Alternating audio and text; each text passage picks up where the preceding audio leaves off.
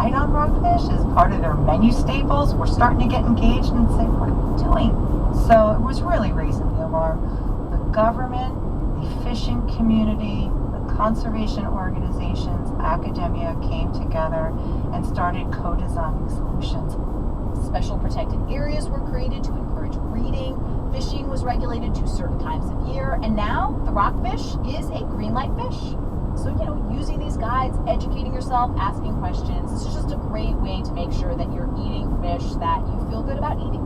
Yeah, and if you don't have your phone with you, or it's dead, or you just need to make a fast call, there are some general rules you can follow. Rule number 1, ask how the fish was caught. If it is pole and line caught, Jennifer says that is usually a very good sign. That is a green flag. Also, if the fish is farmed or caught in the U.S., that's usually a good sign because U.S. regulations are quite strict around fishing and raising fish.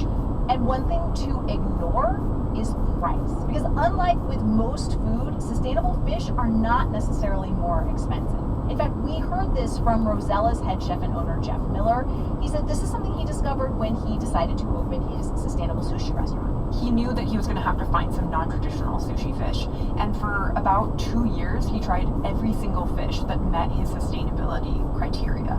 I kept track. I used 91 unique species of fish in here, and not all of them worked. A lot of it was just like anytime I would see a fish that I hadn't worked with before, I would bring it in. Jeff said that in a lot of the cases, the most sustainable fish were actually way cheaper than the sushi-grade fish he used to import from Japan. If you then switch to looking at what's from Long Island, it's hard to find fish that are as expensive as the fish that you're getting from Tokyo.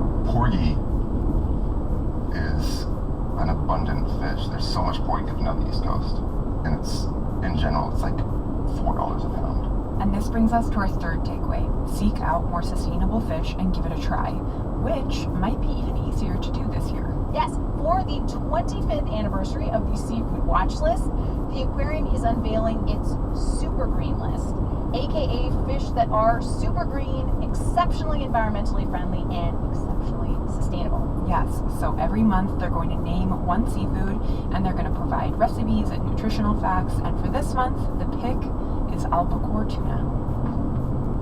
And with that, Stacy, we've covered a lot of ground. So why don't we end with a little recap? Serve it up.